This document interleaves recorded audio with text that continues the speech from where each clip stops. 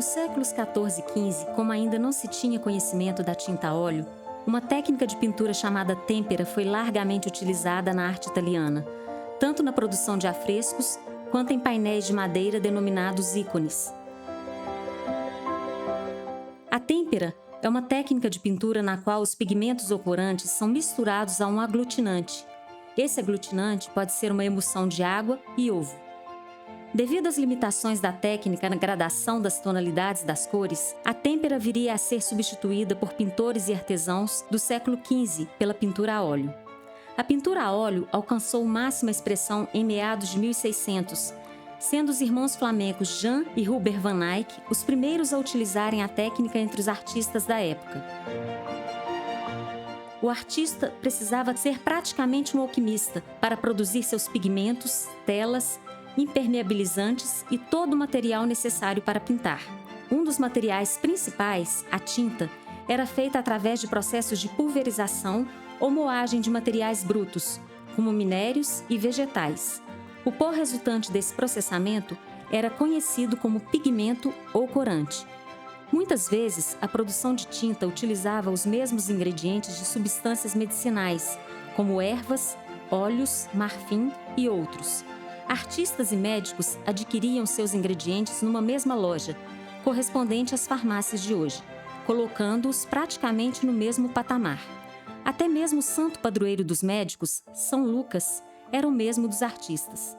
Por volta de 1720, a demanda por farmácias causou a formação de um segmento comercial especializado, as lojas de cores, onde um novo profissional trabalhava, o colorista, que dispunha de pigmentos e materiais para que os artistas pudessem confeccionar suas tintas. Essa é a primeira grande mudança. O artista deixa de colher e processar o seu próprio pigmento. A segunda grande mudança ocorre em meados de 1800. As lojas de cores passam a comercializar a tinta a óleo para o uso imediato, tinta pronta. Primeiramente, envoltas em vísceras e bexigas de animais. Mais tarde, embaladas em pequenos sacos de pele ou couro. Em 1840, surgem as seringas de vidro. Finalmente, em 1841, os primeiros tubos de estanho começavam a ser usados como um invólucro de tintas prontas. Com isso, o maçante processo de produção e envase das tintas foram deixados aos cuidados dos coloristas. Com o surgimento da tinta em bisnaga, os artistas podiam carregar facilmente suas ferramentas de trabalho para fora do ateliê. Pintores do período romântico podiam arrumar as malas e sair pelo país para pintar o arco-íris, o pôr do sol e os montes de feno. Estavam livres para capturar o momento, o que provocou a democratização da produção artística e deu condições para que o impressionismo proliferasse. Este quadro, do pintor John Sargent, de 1885, mostra o grande artista impressionista Claude Monet pintando uma paisagem ao ar livre, sob a sombra das árvores, tendo toda a natureza à sua frente. A partir daí, muitos artistas experimentaram uma imersão nesse novo mundo de luz, cor e arte. Você vai conhecer agora a história de um desses grandes mestres, Ouro Marinho.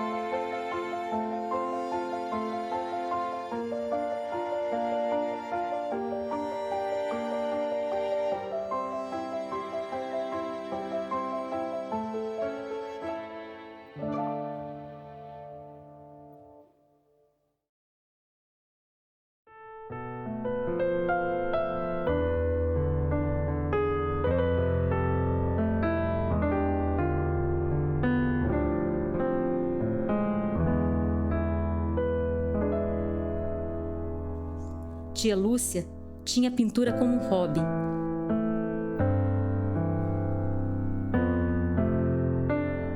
O sobrinho Orozimbo, a quem ela chamava carinhosamente de Totó, acompanhava desde muito cedo seus trabalhos.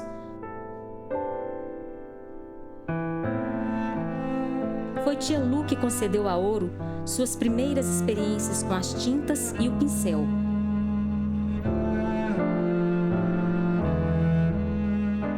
Assim foi o despertar do menino Ouro para o desenho e a pintura.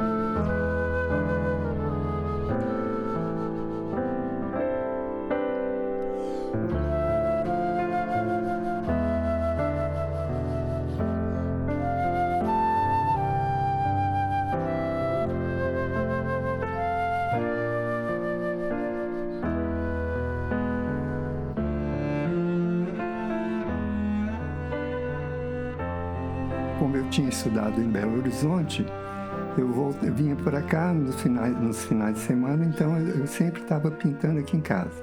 Aí fiquei mais ou menos conhecido aqui. E a Maria Ângela, que é uma Maria Ângela Grassi, que é uma pessoa assim, muito dedicada, que gostava muito de arte, valorizava muito a arte, ela resolveu abrir uma galeria na loja do Zé do Zico, o marido dela, ali na rua Direita.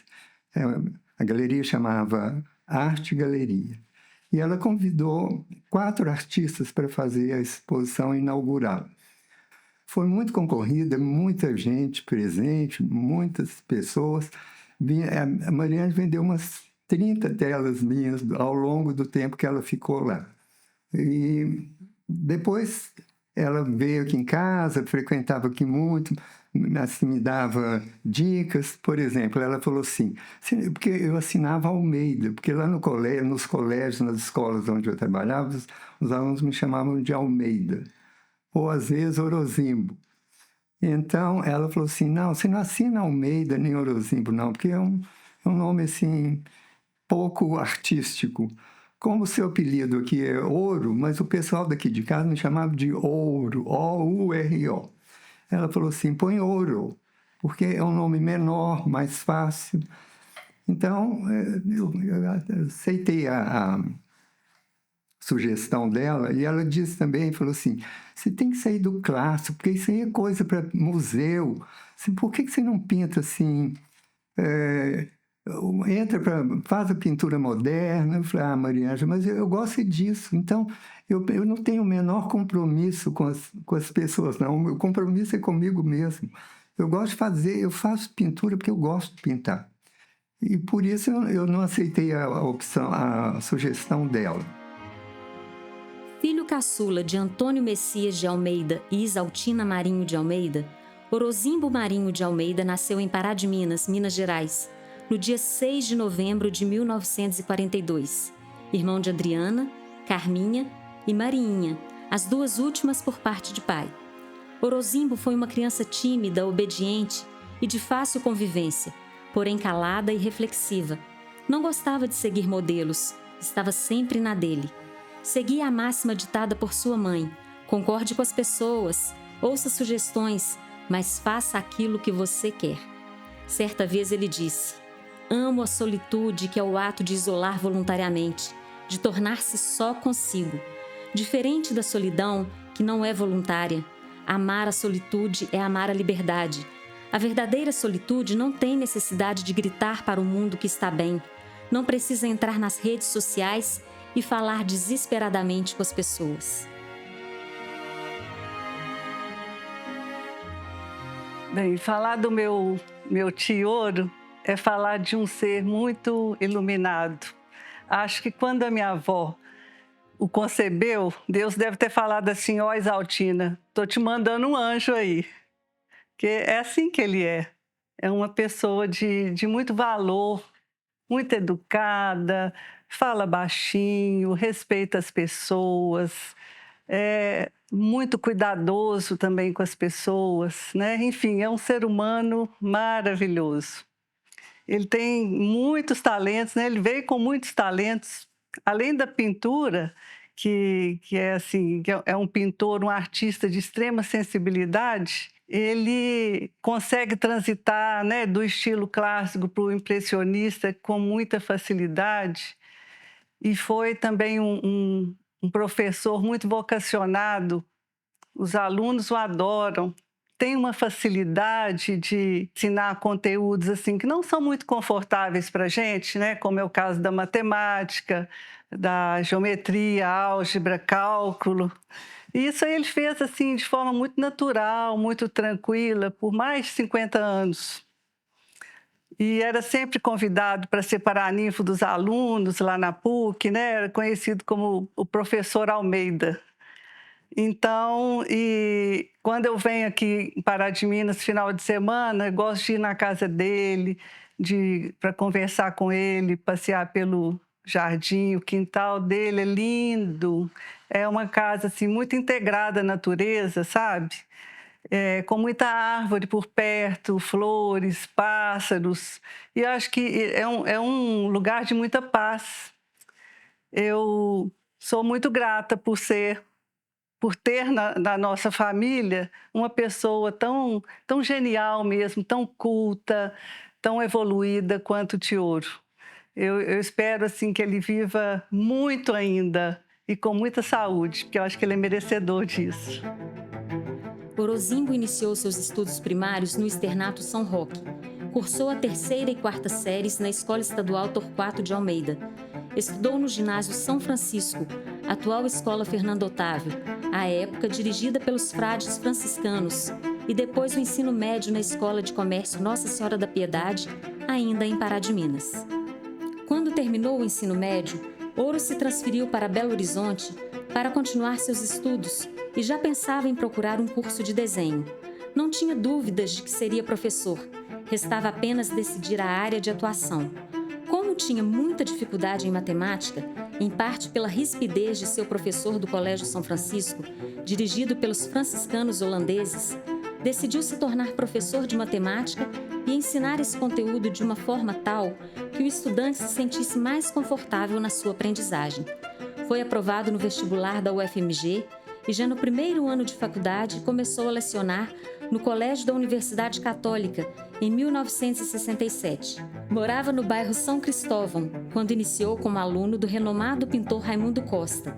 Com ele, Ouro aprendeu um pouco de desenho, a técnica da pintura a óleo clássica e impressionista, com o uso do pincel e da espátula.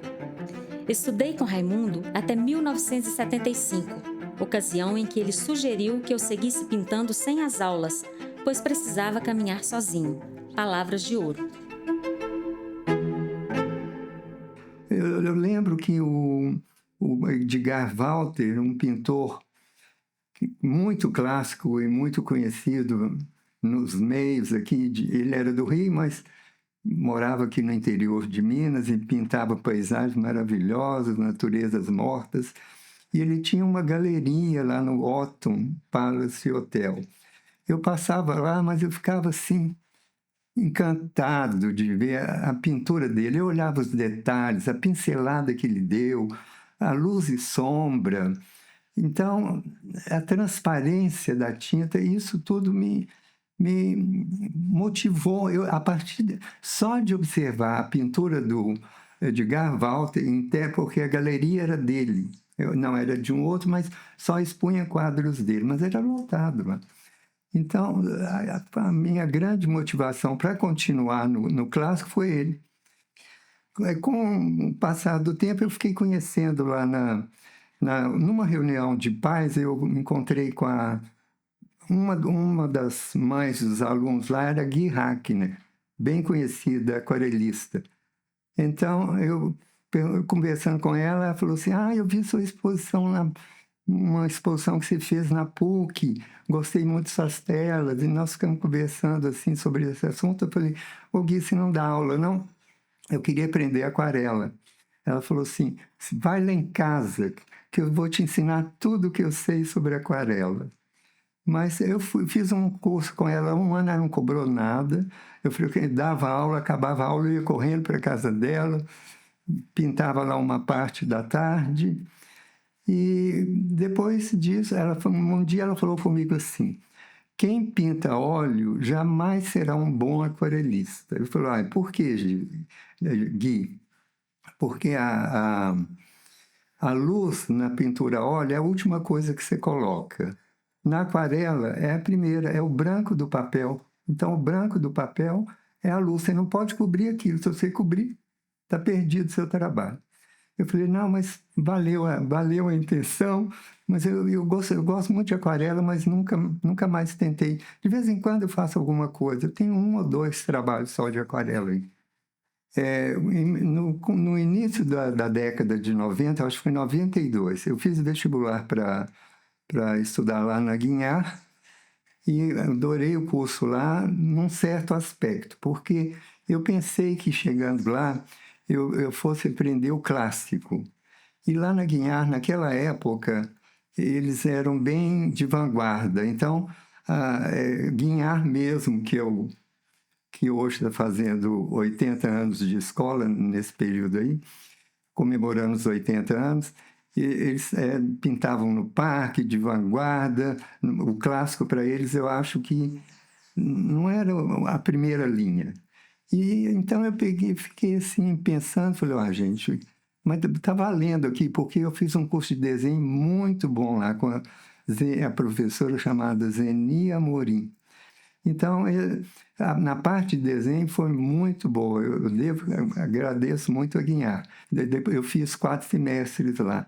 Aí eu desisti, não terminei o curso não, porque não estava atingindo a minha proposta. Porque eu não gosto de sair, eu gosto de clássico.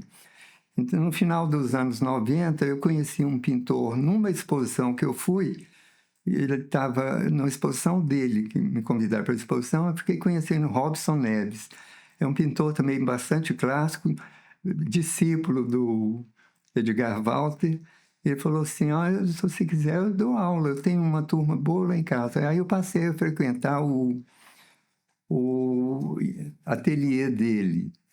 E com ele eu aprendi assim, a fazer a esfumatura, sabe? Assim, dar a distância, fazer os tons que descem para mostrar que uma montanha é mais longe da outra, mais próximo. Quer dizer, essa questão de cor e de transparência eu agradeço ao Robson, porque eu acho que com o Raimundo eu não cheguei a aprender isso não, mas com o Robson... Ou então eu comecei com o Raimundo e com o Robson eu terminei, não é? Mas a gente está sempre aprendendo, não é?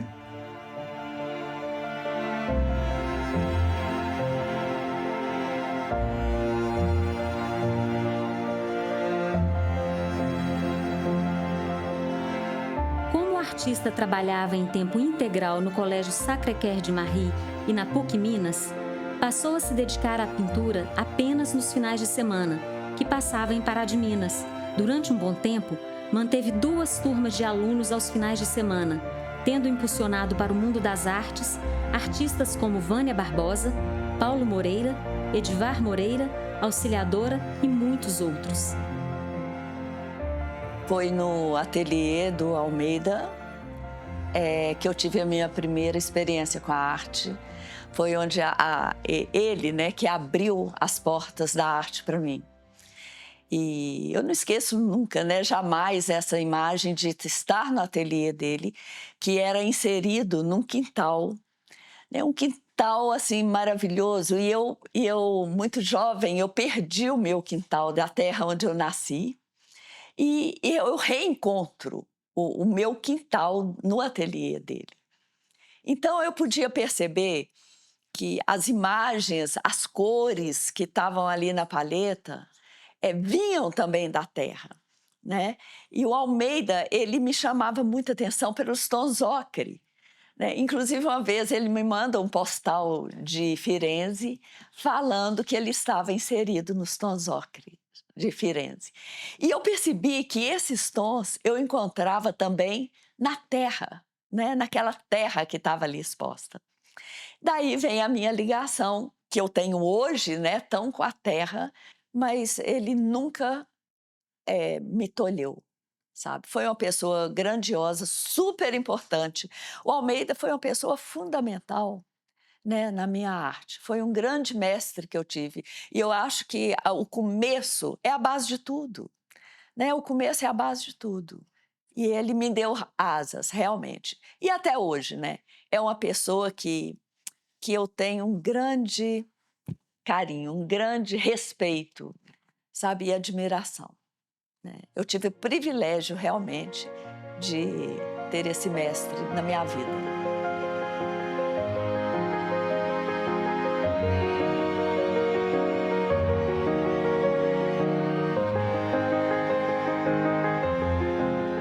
Em um domingo, a Lídia, minha prima, ela vinha muito aqui em casa. E ela foi sempre a minha grande incentivadora. Ela vendia as minhas telas lá na feira aqui no Pará. Vinha de manhã, pegava, eu não estava aqui porque eu estava em Belo Horizonte, pegava aqui com minha mãe e levava as telas para vender lá na praça da igreja lá. E ela deve ter vendido muitas telas. E quando eu estudei com a Guia, ela falou assim, olha, tenta fazer um pouco de, ao invés de óleo, faça também acrílica. Então eu tinha feito várias telas acrílicas. E com acrílico, então aí já era tentando ver se eu saía do clássico, mas não adiantou, eu voltei para o clássico. Mas ali de vender essas telas todas lá e sair na maior facilidade, quer dizer, se eu quisesse escolher um caminho para vendas, eu teria escolhido o moderno. Então, mas voltando no caso da Lídia, então ela chegou aqui em casa num domingo, eu falei assim, Lídia, amanhã eu vou desmanchar ali o barracão, porque tem um barracão aqui ao lado da casa da Adriana, minha irmã. Amanhã eu vou desmanchar o barracão porque ele está caindo, está velho, e para plantar umas árvores lá. Ela falou assim, jamais, eu não esqueço isso. Ela falou assim, jamais você vai desmanchar, busca a chave, vamos olhar lá. Aí nós fomos lá olhar e falou, não, isso aqui vai ser sua galeria. Você não pensa em fazer uma galeria? Eu falei, eu tenho muitos quadros, mas... Ela falou, então, nós vamos fazer uma galeria. E como eu estava indo viajar, eu estava com a viagem marcada para fora, aí ela falou assim, pode deixar por minha conta, eu vou assumir aqui. Ela e a Adriana, minha irmã, elas que cuidaram da reforma do barracão. Eu considero o Ouro um artista nato. Então, eu incentivei a expor os quadros dele, fazer uma galeria própria. Aí nós colocamos encontro marcado o nome da galeria, porque vai servir assim, de reunião para os grupos, até para os turistas da cidade, né? Eles podem vir aqui com um ponto muito importante de turismo, né? E ele não tem ambição, ele pinta porque ele gosta. Ele foi aluno do Raimundo Costa, estudou na Guignard. Então, uma pessoa super simples e competente. E não achei justo os quadros dele ficarem guardados. Então, eu incentivei. Escolhemos esse local bem rústico, do jeito que ele é muito simples, para fazer essa galeria. Então, ela reformou o barracão todo. E quando eu voltei, isso foi em 2007. Eu voltei em julho. Eu viajei em junho e julho. Quando eu voltei em julho, ela... na última vez que eu liguei para a Adriana, ela falou assim, a Lídia quer saber quando é que você pode fazer a inauguração. Eu falei, pode ser em agosto de julho, eu vou chegar em julho. Então, no começo de agosto de 2007, houve a inauguração lá da galeria. Desde então, ela funcionou, acho que durante 5 anos. Em 2012, a Lídia, infelizmente, ela partiu. Então, eu fico até um pouco emocionado. Então, a partir daí, a galeria ficou fechada.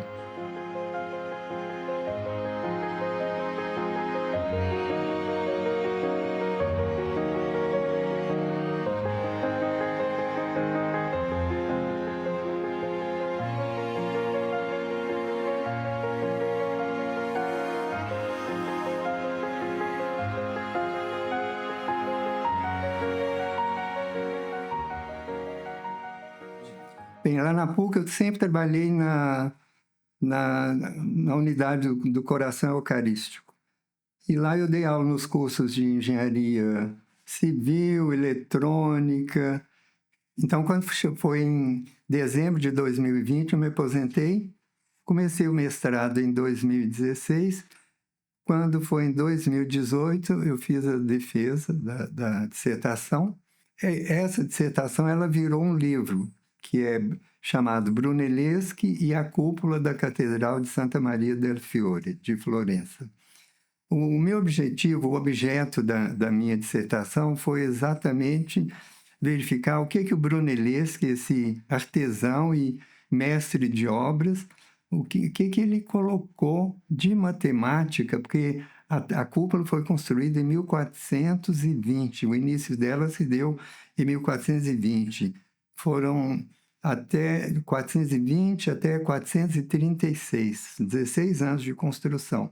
Eles não tinham ainda a matemática, o cálculo para fazer isso. E a cúpula, ela tinha uma característica especial porque ela não era circular, ela era octogonal. Então, ela tinha as arestas. Com as arestas, eles começavam a levantar, ela caía, não tinha o suporte. Então, é super interessante. E essa dissertação ela virou um livro que foi lançado aqui no Pará em 2022. Se eu fosse escolher por mim mesmo, eu faria letras, alguma coisa, porque eu gosto muito de ler, eu gosto de línguas, eu adoro estudar línguas. Eu já estudei italiano, estudei inglês lá no Equibeu, estudei russo, fiz curso de alemão, francês, mas língua você tem que estar praticando sempre. Então, mas o italiano eu me dediquei com mais afinco, porque frequentemente eu vou para Florença. E durante esse período que eu estava fazendo a minha dissertação, eu entrei em contato com 2 professores lá da Universidade de Florença, que me orientaram e me deram, assim, boas informações a respeito do objeto da minha dissertação.